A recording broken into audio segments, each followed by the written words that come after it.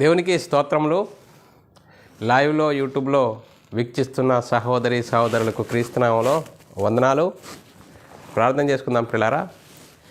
పరలోకమందున్న మా తండ్రి, నీ ప్రియకుమారుడు యేసుక్రీస్తునామంలో కృతజ్ఞతాస్తుతులు స్తోత్రం చెల్లించుకుంటున్నాం నాయన. ఇంతవరకు సజీవులుగా ఉంచి నీ కృపలో కాపాడుతూ భద్రపరుస్తున్న విధానం బట్టి స్తోత్రాలు.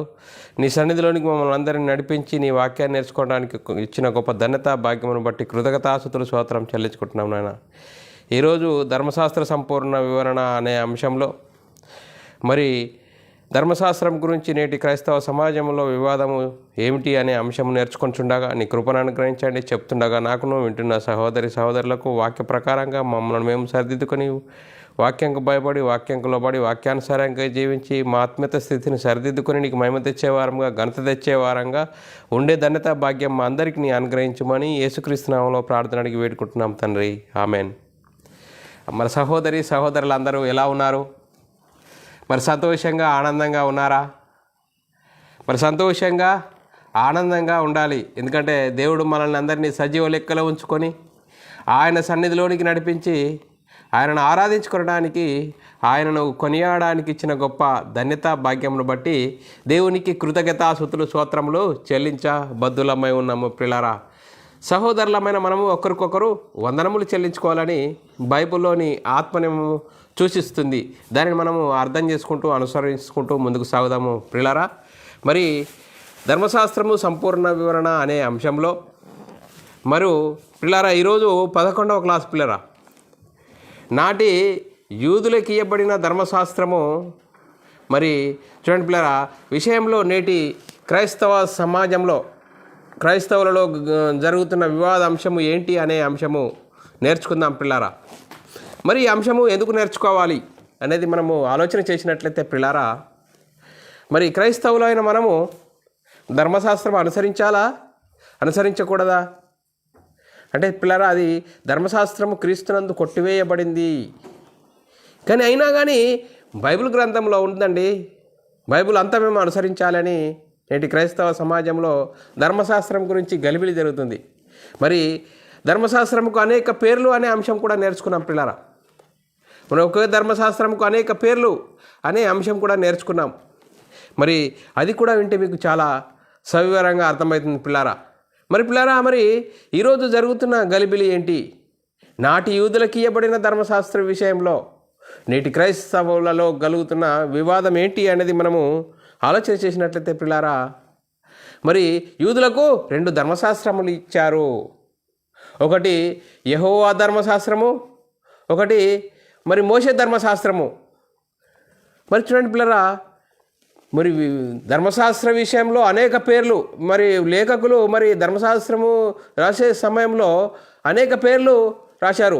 నా ధర్మశాస్త్రము, నీ ధర్మశాస్త్రము, యెహోవా ధర్మశాస్త్రము, మోషే ధర్మశాస్త్రము, ప్రభు ధర్మశాస్త్రము అని విధులు, ఆజ్ఞలు, కట్టడలు అనేక పేర్లు పర్యాయ పదాలుగా వాడారు లేఖకులు. కానీ అది అర్థం కాకుండా ఈరోజు నేటి క్రైస్తవులలో కూడా ధర్మశాస్త్రము మోషే ధర్మశాస్త్రం కొట్టివేయబడ్డది, యెహోవా ధర్మశాస్త్రము అమల్లో ఉన్నది కాబట్టి 10 ఆజ్ఞలలో ఒకటి విశ్రాంతి దినం ఉన్నది కాబట్టి ఆ విశ్రాంతి దినం మనము అనుసరించాలి అని చెప్తున్న పరిస్థితి, ప్రకటిస్తున్న పరిస్థితి, అనుసరిస్తున్న పరిస్థితి. చూడండి పిల్లరా, ఎంత భయంకరమైన పరిస్థితిలో ఉన్నాం. అందుకోసమే ఈరోజు ధర్మశాస్త్ర సంపూర్ణ వివరణలో 11వ క్లాసు నేర్చుకుందాం పిల్లరా. మనము ఆలోచన చేద్దాం పిల్లరా. యూదులకి ఇవ్వబడిన ధర్మశాస్త్ర విషయంలో నేటి క్రైస్తవ సమాజంలో వివాదము అంటే మనం ఆలోచన చేద్దాము. ఒకటి చూడండి, యూదులు 2 ధర్మశాస్త్రము కలిగి ఉన్నారని చెప్తున్నారు. యూదులట 2 ధర్మశాస్త్రాలు కలిగి ఉన్నారని చెప్తున్నారు. అందులో ఒకటి దేవుని ధర్మశాస్త్రం అని చెప్తున్నారు. అందులో ఒకటి దేవుని ధర్మశాస్త్రము. దాన్ని ఏమంటారట? నైతిక చట్టం అని చెప్తున్నారు. దేవుని ధర్మశాస్త్రమును నైతిక చట్టం అని చెప్తున్నారు. ఇందులో 10 ఆజ్ఞలు ఉన్నాయి, 10 ఆజ్ఞలు ఉన్నాయని నమ్ముతున్నారు. ఆ 10 ఆజ్ఞలలో ఒకటి విశ్రాంతి దినము. ఆ విశ్రాంతి దినం కాబట్టి నేటికి అమల్లో ఉన్నది కనుక నేడు క్రైస్తవులైన మనం కూడా విశ్రాంతి దినము అనుసరించాలని నమ్ముతున్నారు, ప్రకటిస్తున్నారు పిల్లరా. చూడండి పిల్లరా, ఎంత భయంకరమైన పరిస్థితి. ఇంకా రెండో దాని గురించి ఆలోచిస్తే మోషే ధర్మశాస్త్రం అని చెప్తున్నారు. రెండవది ఏంటంట మోషే ధర్మశాస్త్రము. ఇది ఆచారయుక్తమైన చట్టమని చెప్తున్నారు. ఇదేంటట, ఇది ఆచారయుక్తమైన చట్టము. ఇందులో విధులు ఆజ్ఞలను ధర్మశాస్త్రం అని చెప్తున్నారు. ఈ విధిరూపకమైన ఆజ్ఞలు గల ధర్మశాస్త్రము ఏం చేసిందట, యేసుక్రీస్తు సిలువలో కొట్టివేశాడని మరి అంటున్నారు. చూడండి పిల్లరా, చూడండి పిల్లలు, ఇదేంటంటే మోషే ధర్మశాస్త్రం అట యేసుక్రీస్తు ధర్మశాస్త్రం సిలువలో కొట్టివేశాడు, మరి యెహోవా ధర్మశాస్త్రము కొట్టివేయలేడని చెప్తున్న పరిస్థితి. చూడండి పిల్లరా, ఇంకా అంతేకాదు, మరి వారు ఏమని చెప్తున్నారు, ఈ ఆచారయుక్తమైన చట్టంలో ఏముంటాయట, దహన బలులు, నైవేద్యములు, బలులు, పండుగలు, నెలసరి సబ్బాతు మొదలగునవి ఉంటవి అని నమ్ముచున్నారు. మరి చెప్తున్నారు. చూడండి పిల్లరా, మరి బైబిల్ గ్రంథంలో ధర్మశాస్త్రము మరి కొట్టివేయబడినదని వ్రాయబడిన వచనాలన్నీ మరి మోషే ధర్మశాస్త్రం గురించి మోషే ధర్మశాస్త్రంకు వర్తిస్తాయని చెప్తున్నారు. ఈ మోషే ధర్మశాస్త్రము ఏం చేసిందట, యేసుక్రీస్తు సిలువలో కొట్టివేశాడు. మరి ఇప్పుడు దేవుని ధర్మశాస్త్రం అమల్లో ఉన్నదని చెప్తున్న పరిస్థితి నేటి క్రైస్తవ సమాజంలో జరుగుతున్నది. చూడండి పిల్లరా, మరి అమల్లో ఉన్నదని చెప్తూ దాన్ని ప్రకటిస్తున్నారు, దాన్ని అనుసరిస్తున్నారు. చూడండి పిల్లరా, మనం ఆలోచన చేసినట్లయితే మనం ప్రశ్నించుకుందాం పిల్లరా, మరి యూదులు 2 ధర్మశాస్త్రములు ఇవ్వబడిన బైబిల్ గ్రంథం చెప్తుందా? యూదులకు 2 ధర్మశాస్త్రాలు ఇవ్వబడినాయని బైబిల్ గ్రంథం చెప్తుందా? మరి బైబిల్ గ్రంథంలో దేవుని ధర్మశాస్త్రము, మోషే ధర్మశాస్త్రమును 2 వేరు ధర్మశాస్త్రములు కలవా? ఇంకో ప్రశ్న వేసిన పడితే, లేక మరి బైబిల్ లేఖకులు ఒకే ధర్మశాస్త్రం గురించి పరస్పరంగా ధర్మశాస్త్రమని, మోషే ధర్మశాస్త్రమని, దేవుని ధర్మశాస్త్రమని మరి రాశారాలా? మరి పిల్లారా, మనం ఆలోచన చేయాలి. మనం దీని గురించి జవాబు చెప్పుకున్నట్టయితే బైబిల్ గ్రంథంలో దేవుని ధర్మశాస్త్రము, మోషే ధర్మశాస్త్రము అను 2 వేరు ధర్మశాస్త్రాలు లేవు పిల్లరా. వేరు ధర్మశాస్త్రాలు లేవు. ఒకే ధర్మశాస్త్రము అనేక పేర్లు ఉన్నాయి. ఆ పేర్లలో వీరికి అర్థం కాక దేవుని ధర్మశాస్త్రం, మోషే ధర్మశాస్త్రం కొట్టివేయబడ్డది, దేవుని ధర్మశాస్త్రం అమల్లో ఉన్నదని చెప్తున్న పరిస్థితి. చూడండి పిల్లరా, మరి దేవుని ధర్మశాస్త్రం అనగా దేవుడు ఇజ్రాయేళ్లకు ఇచ్చిన ధర్మశాస్త్రం అని అంటున్నారు. చూడండి పిల్లరా, దేవుని ధర్మశాస్త్రం అనగా దేవుడు ఇజ్రాయేళ్లకు ఇచ్చిన ధర్మశాస్త్రం అంటున్నారు. మరి అంతేకాదు పిల్లరా, మరి మనం ఆలోచన చేయాలి. ఇంకా ఆలోచన చేసినట్లయితే ఇంకా మరి మోషే ధర్మశాస్త్రం అనగా దేవుడు మోషే ద్వారా ఇజ్రాయేళ్లకు ఇచ్చిన ధర్మశాస్త్రము అని మనం తెలుసుకున్నాం పిల్లరా. మనం ఆలోచన చేయాలి. మనం ఆలోచన చేస్తే పిల్లరా చాలా చక్కగా మనకు లేఖనాలు అర్థం చేసుకొని అవునా కాదా అని పరిశీలన దృక్పథంతో మనము వినాలే. కానీ నేను పట్టుకున్న కుందేలకు 3 కాళ్ళని బైబిల్ గ్రంథం అంతా అనుసరించాలని చెప్తున్నారు. చూడండి పిల్లరా, క్రైస్తవుడు అనుసరించవలసిన చట్టం ఎక్కడి నుంచి? చూడండి పిల్లరా, ఎంత భయంకరమైన పరిస్థితి మన ముంగటనే ఉన్నది పిల్లరా. చెప్తే వినని పరిస్థితి, లేఖనాలు చూపిస్తున్నా అర్థం చేసుకోలేని పరిస్థితి. ఎందుకు? లేఖనాలకు లోపడాలండి. లేఖనాలు ఏం చెప్తున్నాయి? మరి క్రైస్తవులు అక్కడి నుంచి అనుసరించవలసిన చట్టమా? యూదు ఒకనాడు దేవుని జనాంగమైన ఇజ్రాయేలుకు అనుసరించవలసిన చట్టమా? అది కొట్టివేయబడిందా, అమల్లో ఉన్నదా అనేది మనం ఆలోచన చేయాలి. చూడండి పిల్లరా, ఇంకా మనం ఆలోచన చేసినట్లయితే మోషే ధర్మశాస్త్రము దేవుని ధర్మశాస్త్రం అని ఇప్పుడు మనం నేర్చుకుందాం పిల్లరా. మోషే ధర్మశాస్త్రమే దేవుని ధర్మశాస్త్రం అని ఇప్పుడు మనం నేర్చుకుందాం పిల్లరా. ఇప్పుడు మోషే ధర్మశాస్త్రం అన్నా దేవుని ధర్మశాస్త్రం అన్నా ఒకటే. కానీ వీరు ఏమనుకుంటూ వీళ్ళ వాదన ఏంది? మోషే ధర్మశాస్త్రం కొట్టివేయబడ్డది, దేవుని ధర్మశాస్త్రం అమల్లో ఉన్నది అని చెప్తున్న పరిస్థితి. చూడండి పిల్లరా, మరి బైబిల్ గ్రంథంనే చూపించి మనల్ని మోహం చేసే పరిస్థితి మన ముంగటనే ఉన్నది, ఎక్కడనో కాదు. ఎవరో బయట వాళ్ళు వచ్చి మనల్ని మోసం చేసుడు కాదు. బైబిల్ పట్టుకున్న వాళ్ళే బైబిల్ చూపించి మనల్ని మోసం చేసే పరిస్థితి మన ముంగట ఉన్నది పిల్లరా. అందుకోసమే లేఖనాలను చాలా చక్కగా మనము చదివి అర్థం చేసుకొని అవి మనం అనుసరించాలా, మరి కొట్టివేయబడినాయా కాదా అని మనం పరిశీలన దృక్పథంతో మనము ఆలోచన చేయాలి పిల్లరా. ఈరోజు అందుకోసమే ధర్మశాస్త్ర సంపూర్ణ వివరణలో అనేక అంశాలు ఉన్నాయి పిల్లరా. ఒక్కొక్కటిగా మనం లేఖనాలను విడదీసుకుంటూ నేర్చుకుంటున్నాం పిల్లరా. మరి ఇప్పుడు మనం నేర్చుకుందాం పిల్లరా, మోషే ధర్మశాస్త్రమే దేవుని ధర్మశాస్త్రం అని ఇప్పుడు మనం నేర్చుకుందాం పిల్లరా. దేవుడు యూదులకు ఇచ్చిన ధర్మశాస్త్రములు 2 లేక 1? మరి దేవుడు ధర్మశాస్త్రము మోషే ద్వారా అనునవి ఒకటే కానీ 2 కావు. దేవుడు మోషే ద్వారా ఇచ్చిన ధర్మశాస్త్రం ఒకటే కానీ 2 కావు. ఇవి చూడండి పిల్లరా, ఇవి ఒకే ధర్మశాస్త్రము ఇవ్వబడిన పేర్లు కానీ 2 వేరు ధర్మశాస్త్రాలు కావు. ఇవి ధర్మశాస్త్రం ఒకే ధర్మశాస్త్రానికి ఇవ్వబడినాయి కానీ ఇవి వేరు 2 ధర్మశాస్త్రాలు కావు. అవును ప్రియులారా, నిజమే. ధర్మశాస్త్రమునకు బదులుగా బైబిల్ గ్రంథం రాసేటప్పుడు లేఖకులు ఏమని రాశారు? ధర్మశాస్త్రంకు అనేక పేర్లు మోషే ధర్మశాస్త్రము, ప్రభు ధర్మశాస్త్రము, దేవుని ధర్మశాస్త్రము, నీ ధర్మశాస్త్రము, నా ధర్మశాస్త్రము, ఆజ్ఞలు, కట్టడలు, ఇవన్నీ ఈ విధంగా లేఖకులు వాడారు. అవి దానిని అర్థం చేసుకోవాలి తప్ప కానీ మరి ఇదొకటి అదొకటి అని మనము అనుకుంటే సమస్య అనేది అర్థం కాకుండా మరి భయంకరమైన పరిస్థితిలో మనము సాతాను మనల్ని పట్టించడమే కాకుండా చూపెడతారు, ఇగో ఇది చూడు అని అంటారు. ధర్మశాస్త్రము క్రీస్తునందు కొట్టివేయబడినది అని మనము తెలుసుకోలేకుంటే భయంకరమైన పరిస్థితి. చూడండి పిల్లరా, మరి మోషే ధర్మశాస్త్రమే దేవుని ధర్మశాస్త్రం అని మనము లేఖనాల ప్రకారంగా నిరూపణ చేసుకుందాం పిల్లరా. మరి మోషే ధర్మశాస్త్రమే దేవుని ధర్మశాస్త్రం అని నిరూపణ చేసుకుందాం పిల్లరా. నెహెమ్యా గ్రంథము 8వ అధ్యాయము 1వ అధ్యాయం చదువుకుందాం పిల్లరా. నెహెమ్యా గ్రంథము మరి 1వ అధ్యాయం చదువుకుందాం పిల్లరా. 7వ నెల రాగా ఇజ్రాయేలీలు తమ పట్టణములలో నివాసులై ఉండిరి. అప్పుడు జనులందరూ ఏకమనస్కులై నీటి గుమ్మములు ఎదుటను మైదానమునకు వచ్చి యెహోవా ఇజ్రాయేలులకు ఆజ్ఞాపించిన మోషే ధర్మశాస్త్రమును చూడండి పిల్లరా. చూడండి, ఇజ్రాయేలులకు చాలా చక్కగా యెహోవా ఇజ్రాయేలుకు ఆజ్ఞాపించిన మోషే ధర్మశాస్త్రమును తెమ్మని ఎజ్రా అను శాస్త్రితో చెప్పగా, ఇక్కడ చాలా చక్కగా రాయబడ్డది. యెహోవా ఇజ్రాయేలులకు ఆజ్ఞాపించిన మోషే శాస్త్ర గ్రంథమును తెమ్మని ఎజ్రాతో చెప్పగా. ఇంకంతేకాదు, మరి చూడండి ఇంకొకరి లేఖనాలను పరిశీలన చేద్దాం. నెహెమ్యా గ్రంథం 8వ అధ్యాయము 14వ వచనంలో మనం చదువుకున్నట్లయితే యెహోవా మోషేకు దయచేసిన గ్రంథములో చూడగా 7వ మాసపు ఉత్సవ కాలమందు ఇజ్రాయేలీలు పర్ణశాలలలో నివాసం చేయవలని వ్రాయబడి యుండుటను కనుగొనెను. చూడండి పిల్లలు, ఇక్కడ ఏమనేది మరి మనం ఆలోచన చేసినట్లయితే యెహోవా మోషేకు దయచేసిన గ్రంథములో, చూడండి పిల్లరా, యెహోవా మోషేకు దయచేసిన గ్రంథంలో అని రాయబడ్డది. చూడండి పిల్లరా, ఇక్కడ మనం ఈ 2 ధర్మశాస్త్రములు లేవు కానీ ఎజ్రా ప్రజలకు ధర్మశాస్త్రమును చదివి వినిపించినట్లుగా మనకి ఇక్కడ అర్థమవుతుంది. చూడండి పిల్లరా, 2 ధర్మశాస్త్రాలు లేవు కానీ ఇక్కడ 2 ధర్మశాస్త్రాలు లేవు కానీ ఎజ్రా ప్రజలకు ధర్మశాస్త్రము చదివి వినిపించినట్లుగా ఇక్కడ మనకు లేఖనాలను బట్టి అర్థమవుతుంది. చూడండి పిల్లరా, ఇంకా మనం ఆలోచన చేసినట్లయితే పిల్లరా, యెహోవా ధర్మశాస్త్రము గురించి మనం ఆలోచన చేద్దాం. యెహోవా ధర్మశాస్త్రంలో ఆచారయుక్తమైన విధులు, యెహోవా ధర్మశాస్త్రంలో ఆచారయుక్తమైన విధులను గురించి మనము లేఖనాలను పరిశీలన చేసినట్లయితే మొదటి దినవృత్తాంత గ్రంథంలో 16వ అధ్యాయం 39 నుంచి 40 వచనాలు మనం చదువుకున్నట్లయితే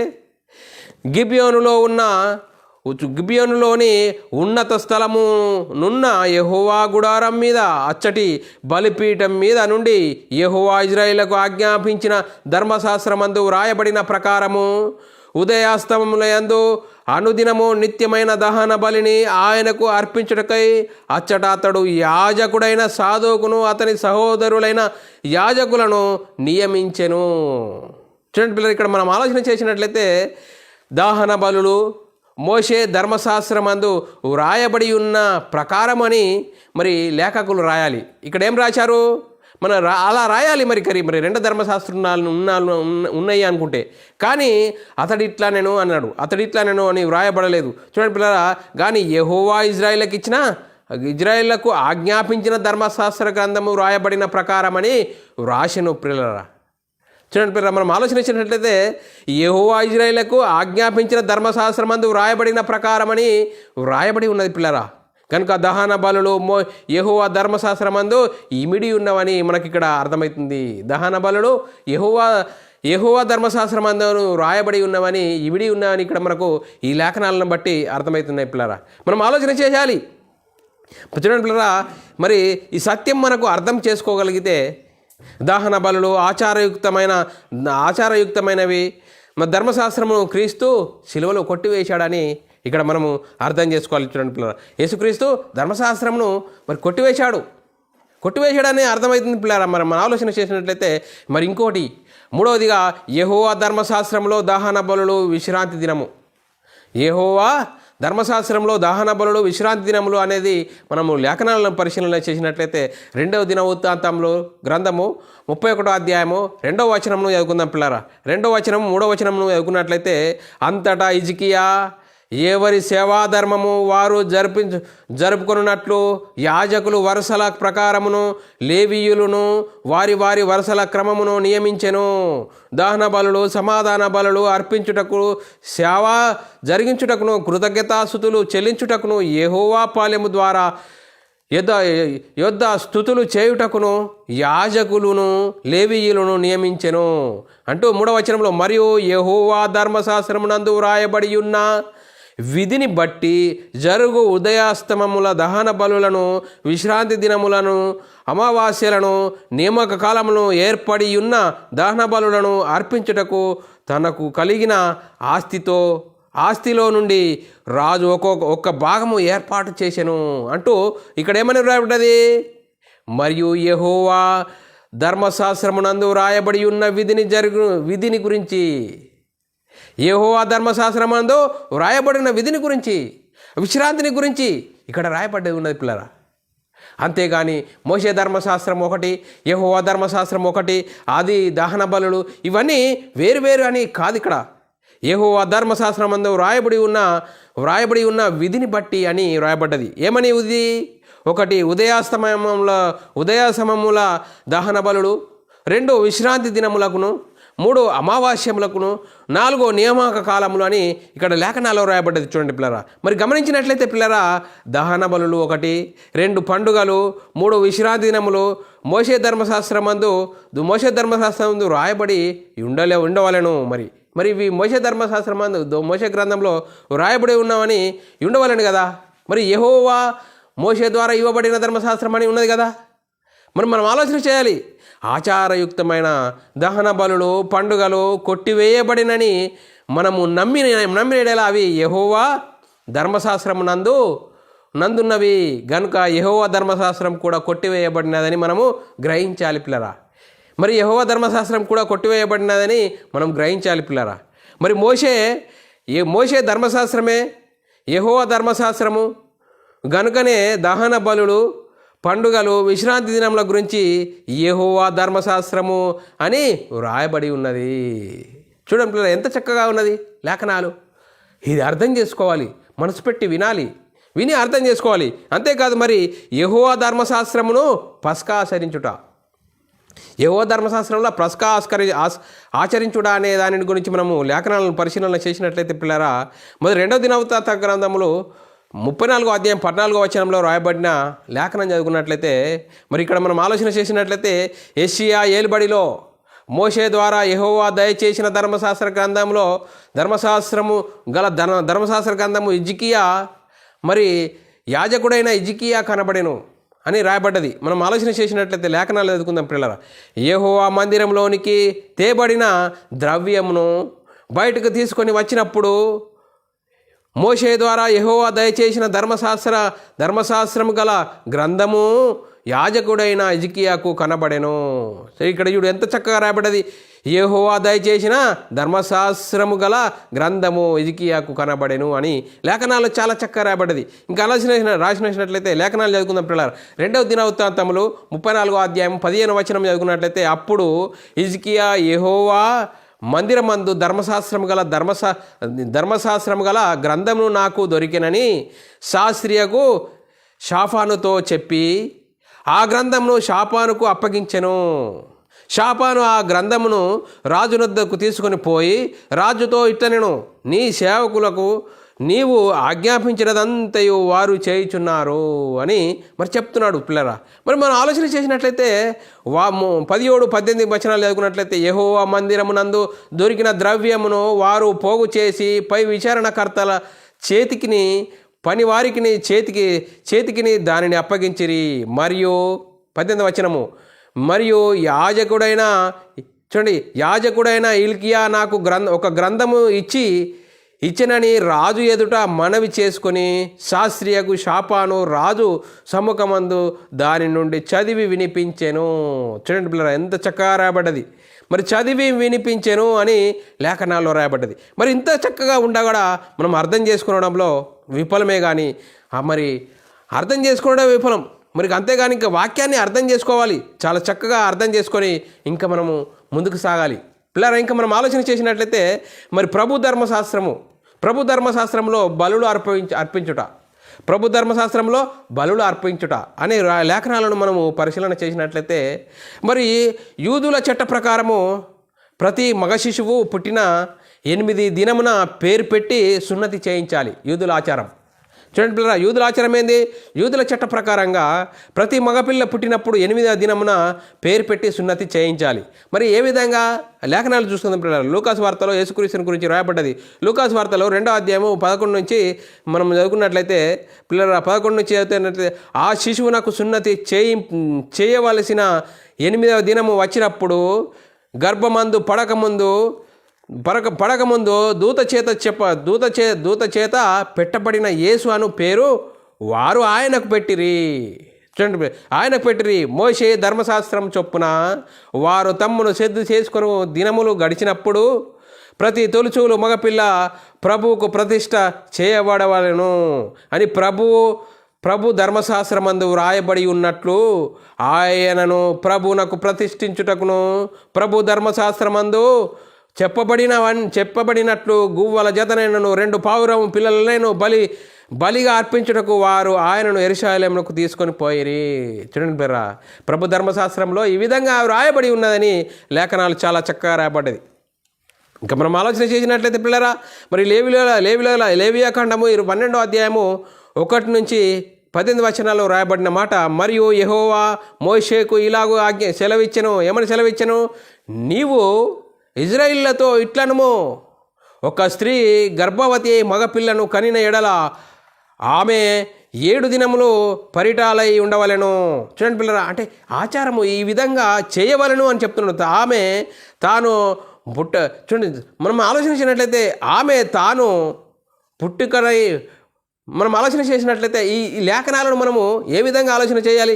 ఇలా రాయబడి ఉన్నది. ఎందులో రాయబడి ఉన్నది? ధర్మశాస్త్ర గ్రంథంలో రాయబడి ఉన్నది. మరి చూడండి, మనం ఆలోచన చేసినట్లయితే 8వ దినమున బిడ్డకు సున్నతి చేయింపవలెను.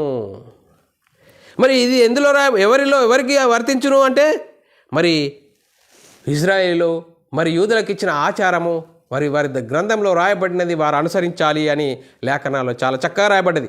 మనం ఆలోచన చేసినట్లయితే పిల్లరా, ఈ ఆచారము మోషే ధర్మశాస్త్రము ప్రభు ధర్మశాస్త్రం అని పద్ధతులను బట్టి చూడండి పిల్లరా సూచించారు. మరి ఒకే ధర్మశాస్త్రంకు యెహోవా ధర్మశాస్త్రము, ప్రభు ధర్మశాస్త్రము, మోషే ధర్మశాస్త్రము అని రాయబడిన దాంట్లో ఇవన్నీ ఉన్నాయి, కానీ వేరు ధర్మశాస్త్రాలు కావని మనం ఇక్కడ లేఖనాలను బట్టి మనము అర్థం చేసుకోవాలి. ఇంకా అంతేకాదు, మనం ఆలోచన చేసినట్లయితే లూకాసు వార్త 2వ అధ్యాయం 39వ వచనంలో, అంతటా వారు ప్రభు ధర్మశాస్త్రం చొప్పున సమస్తమును తీరిన పిమ్మట గలిలయలోని నజరేతు అను ఊరికి తిరిగి వెళ్ళిరి. చూడండి, ఇక్కడ రాయబడ్డది ప్రభు ధర్మశాస్త్రం చొప్పున వారు రాశారు. ఇంకా మనం ఆలోచన చేసినట్లయితే 6 మోషే ధర్మశాస్త్రంలో నైతిక చట్టము గలవు అని మరి వారు అంటున్నారు కదా. దాని గురించి మనం ఆలోచన చేద్దాం. యూదులు 2 ధర్మశాస్త్రములు కలిగి ఉన్నారని యేసు చెప్పలేదు ఎక్కడ. యూదులు 2 ధర్మశాస్త్రాలు కలిగి ఉన్నాయని మరి 2 ధర్మశాస్త్రాలు కలిగి ఉన్నారని యేసు ఎక్కడ చెప్పలేదు. ఏమని చెప్తున్నాడు? మార్కు సువార్త 7వ అధ్యాయం 10వ వచనంలో, నీ తల్లిదండ్రులను గణపరచవలెను, తల్లినైనను దూషింపవానికి మరణశిక్ష విధింపవలనని మోషే చెప్పాను కదా. చూడు, మోషే చెప్పాను కదా అని చెప్తున్నాడు పిల్లరా. మరి మనం ఆలోచన చేసినట్లు ఇంత చక్కగా ఉండగా మరి ఏంటి ఈ వాక్యాన్ని అర్థం చేసుకోకపోవడం? మరి అంతేకాదు, ఇంకా మరి 10 ఆజ్ఞలలో దేవుని ధర్మశాస్త్రము ఉన్న ఎడల ఆ 10 ఆజ్ఞలలో ఒక్కదానిని అనగా నీ తల్లిదండ్రులనైనను గణపరచవలను దానిని మోషే చెప్పినట్లు యేసుక్రీస్తు ఎలా ప్రకటించెను? యేసు ఏ విధంగా ప్రకటించాడు? మోషే చెప్పెను అని ఎందుకు ప్రకటించాడు? చూడండి పిల్లరా, యూదులు 2 ధర్మశాస్త్రాలు ఉన్నాయని సిద్ధాంతము యేసు ఎక్కడా చెప్పలేదు. అందుకోసమే ఈ సిద్ధాంతాలను మనము ఆలోచన చేయాలి. ఏ విధంగా మరి ఈ సిద్ధాంతాలు ఏ విధంగా కల్పించుకుంటున్నారట? యోహాను సువార్త 7వ అధ్యాయం 9వ వచనంలో రాయబడింది, వారు మానవులు కల్పించిన పద్ధతులు దేవోపదేశములను బోధించుచు నన్ను వ్యర్థంగా ఆరాధించుచున్నారని వ్రాయబడి ఉన్నట్టు వేషాదారులైన మిమ్మును గురించే యేషయా ప్రవచించినది సరియే అని యేసుక్రీస్తు చెప్పాడు. చూడండి పిల్లరా, వారు శాస్త్రులు పరిశీలన గురించి వేషధారులారని ఆ రోజు యేసుక్రీస్తు ఖండితంగా చెప్పాడు. మనం ఆలోచన చేయాలి పిల్లరా, ఆలోచన చేయాలి. ఆలోచన చేసి లేఖనాలను అర్థం చేసుకోవాలి. మనం ఆలోచన చేస్తూ లేఖనాలను అర్థం చేసుకోవాలి. అపార్థం చేసుకోవడానికి వీల్లేదు. చూడండి పిల్లరా, ఈరోజు బైబిల్ గ్రంథం పట్టుకున్న వారిలో అపార్థాలకు ఎక్కువ చోటుగా ఉన్నది. ఎందుకు? లేఖనాలను మరి విడమరిచి చెప్పడం లేదు. దాన్ని అర్థం చేసుకునే విధానంలో విఫలమైపోయి నేటి క్రైస్తవ సమాజంలో గలిబిలి ఎక్కువైపోతుంది. అందుకోసమే లేఖనాలను ధర్మశాస్త్ర సంపూర్ణ వివరణ అనే అంశంలో చాలా అంశాలు మీ ముందటికి తీసుకురావడానికి దేవుడు కృప చూపిన విధానంకు దేవునికి కృతజ్ఞతాస్తుతులు స్తోత్రాలు. పిల్లారా, లేఖనాలను చూడండి. లేఖనాల ప్రకారంగా మన ఆత్మీయత స్థితిని చక్కదిద్దుకుందాం పిల్లారా. అంతేకాదు, మరి యోహాను సువార్త 8వ అధ్యాయం 4-5 వచనాల్లో మరి మనం ఆలోచన చేసినట్లయితే ఏ విధంగా ప్రకటించారు? బోధకుడా, ఈ స్త్రీ వ్యభిచారం చేయుచుండగా పట్టబడెను, అట్టి వారిని రాళ్ళు రువ్వి చంపవలని ధర్మశాస్త్రంలో మోషే మనకు ఆజ్ఞాపించను కదా, ఆయనను నువ్వేమి చెప్తున్నావని ఆయన అడిగిరి. చూడండి పిల్లరా, ఏ విధంగా చూడండి, మోషే చెప్పాను కదా, మరి నువ్వేం చెప్తావు అని చెప్తున్నాడు. అందుకోసమే గమనించాలి పిల్లరా. 10 ఆజ్ఞలలో ఒకటి అట్టి వారిని రాళ్ళు రువ్వి చంపవలని ధర్మశాస్త్రంలో మోషే మనకు ఆజ్ఞాపించను కదా అని చెప్పాడు కదా. చూడండి పిల్లరా, యేసుక్రీస్తు అన్నిటినీ ఉటంకించి చెప్తున్నాడు. ధర్మశాస్త్రంలో ఈ విధంగా రాయబడి ఉన్నది కదా. మరి శాస్త్రులు పరిచయులు ఏ విధంగా మరి దేవుని ధర్మశాస్త్రము, మోషే ధర్మశాస్త్రము, మరి ప్రభు ధర్మశాస్త్రము, ఇవన్నీ ఆజ్ఞలన్నీ 10 ఆజ్ఞలు అన్నీ ఉన్నాయి. ఆ ఆజ్ఞలు అన్నీ మరి అన్నిటినీ వారు ఏ విధంగా అనుసరించాలి, మరి అతిక్రమించకూడదు, అతిక్రమిస్తే ఏ విధంగా వారికి శిక్ష జరుగుతుంది అని ధర్మశాస్త్రంలో రాయబడి ఉన్నదాన్ని యేసుక్రీస్తు ఎక్కడ యూదులకు 2 ధర్మశాస్త్రాలు ఉన్నాయని చెప్పలేదు. మోషే ఈ విధంగా చెప్పాను కదా అంటున్నాడు. చూడండి పిల్లరా, అందుకోసమే మనం ఆలోచన చేయాలి పిల్లరా. అందుకోసమే ఒకే ధర్మశాస్త్రంకు అనేక పేర్లు ఉన్నాయి అనే ఒక అంశం ఉన్నది పిల్లరా. అది వినండి, అర్థం చేసుకోండి. అందుకోసమే ప్రభు ధర్మశాస్త్రము, మోషే ధర్మశాస్త్రము, యెహోవా ధర్మశాస్త్రము, నీ ధర్మశాస్త్రము, నా ధర్మశాస్త్రము, ఆజ్ఞలు, విధులు, కట్టడలు అని ధర్మశాస్త్రంకు అనేక పర్యాయ పదాలుగా లేఖకులు రాశారు. ఆ లేఖనాలను మనం అర్థం చేసుకోవాలి. మరి ధర్మశాస్త్రం అంతా యేసుక్రీస్తు ధర్మశాస్త్రం అమల్లో ఉన్న కాలంలో వచ్చాడు, ధర్మశాస్త్రంకు లోబడి ఉన్నాడు పిల్లారా. ధర్మశాస్త్రం అనుసరించాడు, ధర్మశాస్త్రాన్ని సిలువలో కొట్టివేశాడు పిల్లారా. ఇప్పుడు నేడు క్రైస్తవులైన మనము కొత్త నిబంధన అనుసరించే వారమే క్రైస్తవులము. అందుకోసం ఇంకా మరి యెహోవా ధర్మశాస్త్రం అమల్లో ఉన్నది, అందులో మరి విశ్రాంతి దినం ఉన్నది, ఆచరించాలి అని చెప్తున్నారా? ఆలోచన చేయండి, అర్థం చేసుకోండి. మనమందరము కొత్త నిబంధనకు చెందిన వారం క్రైస్తవులం. అంటే క్రీస్తు యేసు రక్తంలో కరగబడిన వారము. నేను పాపినని మన పాపాలను ఒప్పుకొని యేసుక్రీస్తు దేవుని కుమారుడు, యేసుక్రీస్తు ప్రభు అని విశ్వసించి యేసుక్రీస్తు నామములో బాప్తిసం పొంది అప్పుడు క్రీస్తు మహిమను ధరించుకుంటావు, సంఘంలో చేర్చబడతావు. మనకున్న మహిమ అద్భుతం పిల్లరా. ఈ అద్భుతాన్ని మనం అర్థం చేసుకొని మనం ఇప్పుడు ఏం చేయాలి? సర్వలోకానికి వెళ్ళి సర్వ సృష్టికి సువార్తను ప్రకటించాలి. సువార్తలో ఏముంది? దేవుని శక్తి ఉంది. ఆ దేవుని శక్తి ఏం చేస్తుంది? మనమై ఉన్న ఆత్మను రక్షింపజేస్తుంది పిల్లరా. ఈ విధంగా మనము ముందుకు సాగాలి పిల్లరా. అందుకోసమే పిల్లరా, లేఖనాలను అర్థం చేసుకొని మరి లేఖనాలను అర్థం చేసుకుంటారని మీ చేరువలోనికి దేవుడు ఈ సోషల్ మీడియా ద్వారా మీ చేరువలోనికి దేవుడు వాక్యాన్ని తీసుకురావడానికి దేవుడు చూపుతున్న కృపను బట్టి దేవునికి కృతజ్ఞతాస్తుతులు స్తోత్రాలు పిల్లరా. ధర్మశాస్త్ర సంపూర్ణ వివరణలో మరి 11వ క్లాసు మీరు వింటారని, అర్థం చేసుకుంటారని నమ్ముతూ మరి ఇంతవరకు చెప్పబడిన వాక్యం ప్రతి ఒక్కరి హృదయంలో నీరుగట్టి ఫలింపజేయను గాక. ఆమేన్. ప్రార్థన చేద్దాం పిల్లరా. పరలోకమందున్న మా తండ్రి, నీ ప్రియకుమారుడు యేసుక్రీస్తు నామములో కృతజ్ఞతాస్తుతులు స్తోత్రం చెల్లించుకుంటున్నాం నాయన. ఇంతవరకు సజీవులుగా ఉంచి నీ కృపలో కాపాడుతూ మరి ఇంతవరకు లేఖనాల ద్వారా ఎన్నో విధాలుగా నేర్చుకున్నాం. విని విడిచిపెట్టు వారం కాకుండా విన్న మాటల ప్రకారం అనేకులకు ప్రకటించి అనేకులను కొంతమంది నన్న అగ్నిలో నుండి లాగి వాక్యం తీసుకురావడం కృపను అనుగ్రహించి మన యేసుక్రీస్తు నామములో ప్రార్థన అడిగి పెట్టుకుంటున్నాం తండ్రి. ఆమేన్.